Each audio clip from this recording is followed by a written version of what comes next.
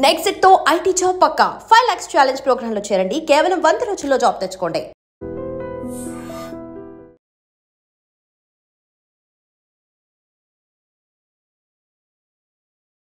నిజంగా ఎంత sad news అంటే ఈ పాప కేవలం 17 or 18 years మ్యాక్సిమం అంతే. ఆమెకు చెల్లి ఉంది, ఫాదర్ లేడు, తర్వాత మదర్ ఒకటి, అంటే సింగిల్ పేరెంటింగ్. మొన్న రీసెంట్లీయే వాళ్ళ నాన్న చనిపోయిండు. అది మరి యాక్సిడెంటల్లీ చనిపోయిండా, సూసైడ్ చేసుకున్నాడా అని అంటే సూసైడ్ చేసుకున్నాడు. బికాస్ వీళ్ళు వాళ్ళ అవసరాల కోసమని ఒక లోన్ తీసుకున్నారు. పెద్దనాన్న ప్లస్ వీళ్ళ నాన్న కలిసి లోన్ తీసుకున్నారు. బిజినెస్ పర్పస్ కావచ్చు, లేదంటే ఇంకేదన్నా దానికోసము ఇద్దరు కంబైన్డ్గా లోన్ తీసుకున్నారు. ఆల్ ఆఫ్ సడన్ వాళ్ళ నాన్న చనిపోయిండు. చనిపోయేసరికి వాళ్ళ పెద్దనాన్న పేరు వచ్చేసి శ్రీను. సో అతనిగా రోజు వచ్చి వీళ్ళ ఇంటికి వచ్చి హెరాస్ చేయడం స్టార్ట్ చేసిండు. మీ నాన్న చనిపోయిండు, సేఫ్ అయిపోయిండు, ఇప్పుడు ఆ లోన్ అంతా కూడా నేను కట్టాల్సి వస్తుంది, నేను ఎక్కడికి వెళ్ళి దేవాల డబ్బులు, ఇదేంటి అసలు, చచ్చిపోయి మళ్ళీ నా ప్రాణమే తీస్తున్నాడు మీ నాన్న అనేది ఆయన వర్షన్. ఏది వీళ్ళ పెద్దనాన్న. జనరల్లీ అయితే బాబాయ్ అయినా పెద్దనాన్న అయినా ఎవరైనా సరే, ఫాదర్ లేడనుకోండి, ఫాదర్ చనిపోయిన తర్వాత వాళ్ళు వాళ్ళ ఫాదర్ ప్లేస్ని తీసుకుంటారు. జనరల్లీ అయితే ఇద్దరు ఆడపిల్లలు, పెళ్ళిళ్ళు చేయాలా, రెస్పాన్సిబిలిటీస్ చాలా ఉంటాయి, వాళ్ళకేం పెద్దగా బ్యాక్గ్రౌండ్ ఏం లేనట్టున్నది. సో ఏంటంటే ఈ ఆడపిల్లలకి వాళ్ళ మమ్మీయే అదో ఇదో కొంచెం పని చేసుకుంటూ ఇప్పుడు వాళ్ళ కాలేజ్ ఫీజు కానీ, వాళ్ళ అవసరాలకు కానీ, ఇట్లా పండగలు వస్తే కానీ, ఇక ఎన్ని ఉంటాయో ఫ్యామిలీని రన్ చేయాలంటే మామూలు విషయం కాదు, మనందరికీ తెలిసిందే. అది దట్టు హైదరాబాద్ కోంపల్లిలో ఉంటారు వీళ్ళు. ఇక అసలు తట్టుకోలేకపోయింది. వాళ్ళ ఫాదర్ చనిపోయినప్పటి నుంచి కూడా ఇప్పుడు వాళ్ళ పెద్దనాన్న ఎవరైతే ఉన్నారో వాళ్ళ పెద్దనాన్న వచ్చి రోజు హెరాస్ చేయాలి వీళ్ళ ఇంటికి వచ్చి. మీ నాన్న అప్పు తీసుకుపోయి నానెత్తిన వేసిపోయిండు, నేను ఎక్కడికి వెళ్ళి కట్టాలి, నేను ఎక్కడికి కట్టాలి అని. దాని తర్వాత ఈ డెత్ సర్టిఫికేట్, వాళ్ళ నాన్న డెత్ సర్టిఫికేట్ అడుగుతున్నాడంట. డెత్ సర్టిఫికేట్ ఎందుకు అడుగుతున్నాడంటే, ఆ డెత్ సర్టిఫికేట్ ఒకవేళ ఇచ్చిండ్రనుకో ఆ లోన్ ప్రాసెస్లో భాగంగా ఈ డెత్ సర్టిఫికేట్ ఎవరికైతే సబ్మిట్ చేస్తారో, ఇది కంబైన్డ్ లోన్ కదా, సో అది పూర్తిగా మాఫీ అయిపోతుంది. కాబట్టి మీరు నాకు ఆ డెత్ సర్టిఫికేట్ ఇవ్వండి, నేను ఆ లోన్ కట్టలేను అనేది వీళ్ళ పెద్దనాన్న వర్షన్. సో రోజు వచ్చి హెరాస్మెంట్ చేయడం స్టార్ట్ చేసిండు. నానా మాటలు అనడం, వాళ్ళు ఉన్నది అపార్ట్మెంట్లో, పక్కనోళ్ళు ఎదురింటోళ్ళు గట్టి గట్టిగా వాళ్ళ పెద్దనాన్న వచ్చి వీళ్ళ మీద అరిచిపోతుంటే చాలా వింతగా, చాలా ఇన్సల్ట్గా ఫీల్ అవుతున్నారు ఈ ఆడపిల్లలు కానీ ఆ ఫ్యామిలీ కానీ.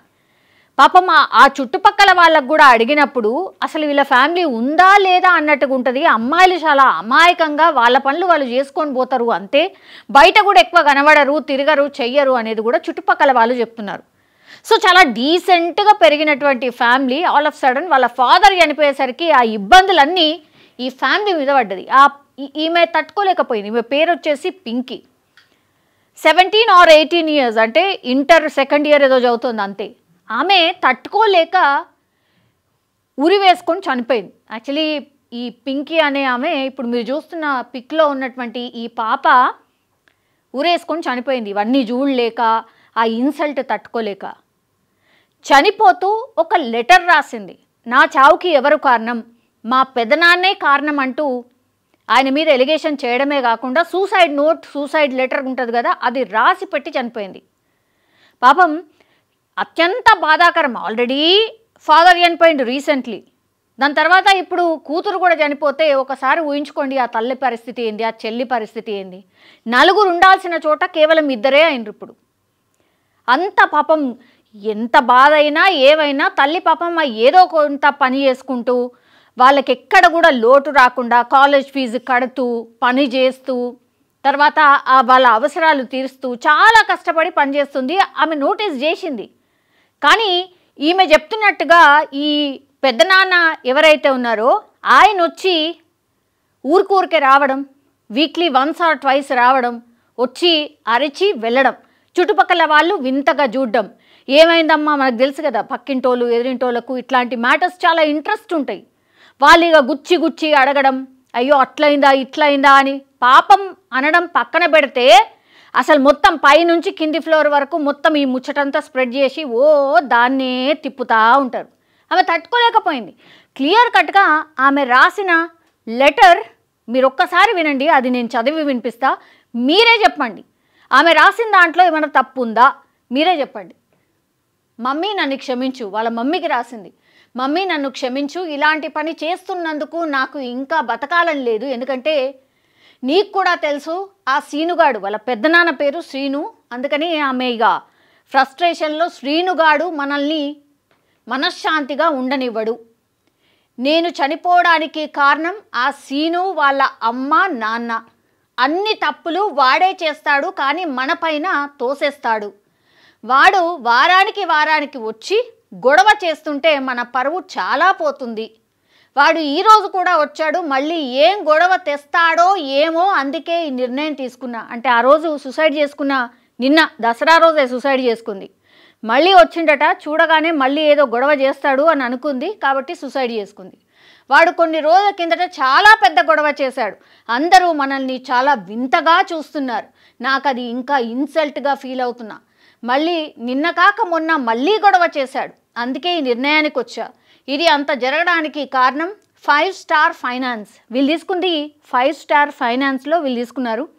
ఎంత అమౌంట్ ఏంటి అనేది కూడా పూర్తి స్థాయిలో ఆ లెక్కలన్నీ కూడా పోలీసులు తీస్తూ ఉన్నారు.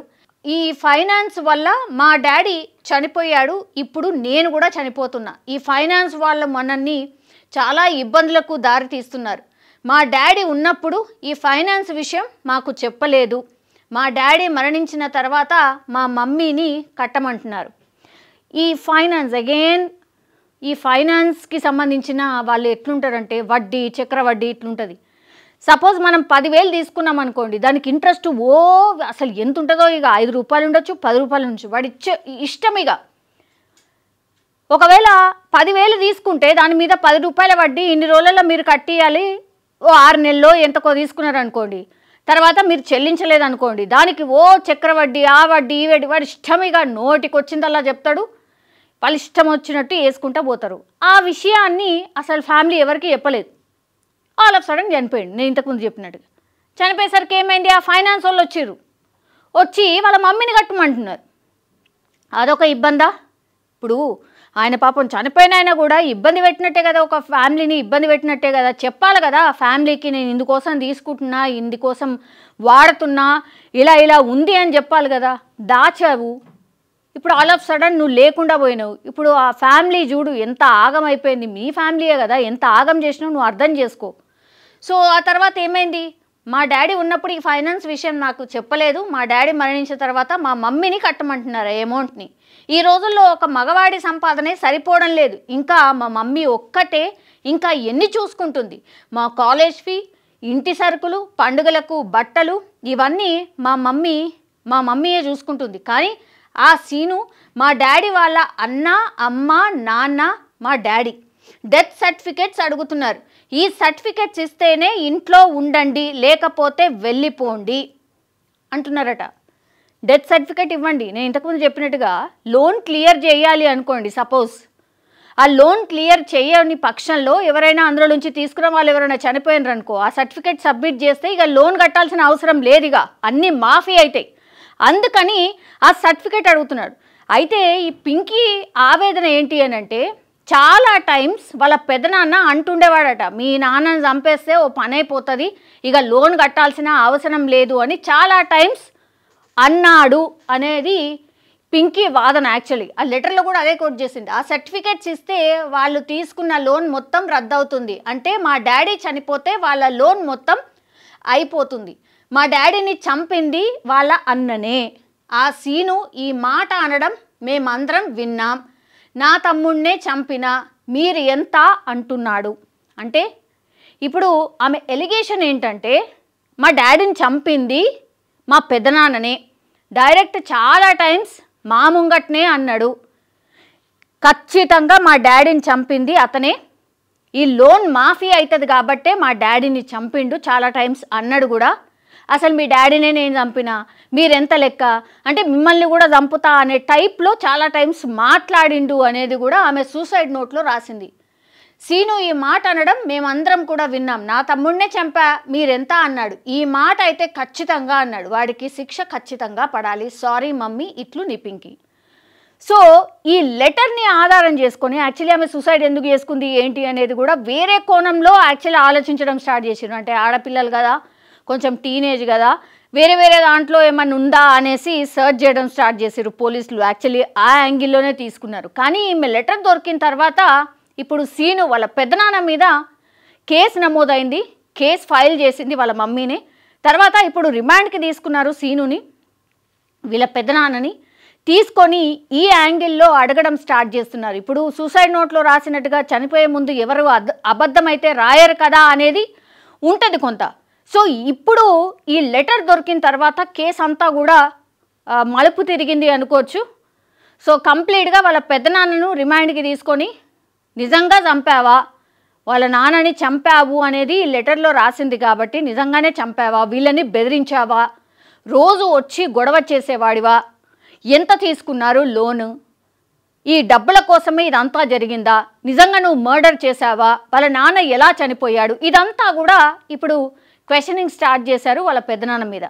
ఈ కేసులో ఏం జరుగుతుందో ఏంటో తెలియదు కానీ ఫస్ట్ వాళ్ళ నాన్న ఇంట్లో వాళ్ళకి తెలియకుండా లోన్ తీసుకోవడం, ఈ ఫైనాన్స్ వాళ్ళ మీద ఆధారపడి పైసలు తీసుకుంటే ఇగో ఇట్లా ఫ్యామిలీస్ ఆగమైపోతాయి అనేదానికి ఉదాహరణ ఇది. ఇంకోటి అనుకోవచ్చు నిజంగానే ఇప్పుడు ఈమె పాపం పింకీ టీనేజ్ పిల్లలు ఎట్లుంటున్నారు, రోజు వచ్చి వాళ్ళ పెదనాన్నని వాళ్ళ ఇంటి దగ్గర గట్టి గట్టిగా అరుస్తుంటే చుట్టుపక్కల వాళ్ళ సూటిపోటి మాటలు ఎవరైనా తట్టుకోగలుగుతారా? ఇజ్జత్ పోతుంది, ఇన్సల్ట్గా ఫీల్ అవుతున్నామని స్పష్టంగా చెప్తోంది. ఎస్ అట్లా అంటే ఆ దాంట్లోనే ఉంటారు పిల్లలు ఎవరైనా సరే.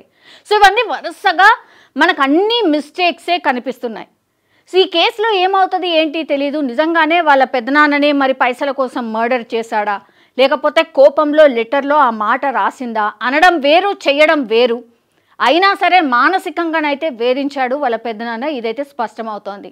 సో కేసులో ఏం జరుగుతుంది ఏంటి అనేది చూడాల్సిందే. బట్ ఈ కేసుని విన్న తర్వాత ఈ అమ్మాయి రాసినటువంటి సూసైడ్ లెటర్ మీద మీ అభిప్రాయం ఏంటి? కరెక్ట్గానే రాసిందా, ఇలా చనిపోవడం కరెక్టేనా, వీళ్ళకు న్యాయం ఎలా జరుగుతుంది కామెంట్ రూపంలో తెలియజేయాల్సిందిగా కోరుతున్నాం. And for more videos, Please subscribe to iDream. Please subscribe to iDream. Please subscribe iDream. And please subscribe to iDream. For more videos, subscribe to iDream. please like, share and subscribe to the channel. Congratulations, iDream. Subscribe to iDream. Subscribe to iDream. So subscribe to iDream Media. iDream ki iDream team andarki huge congratulations. Please subscribe iDream Media. Please subscribe to iDream.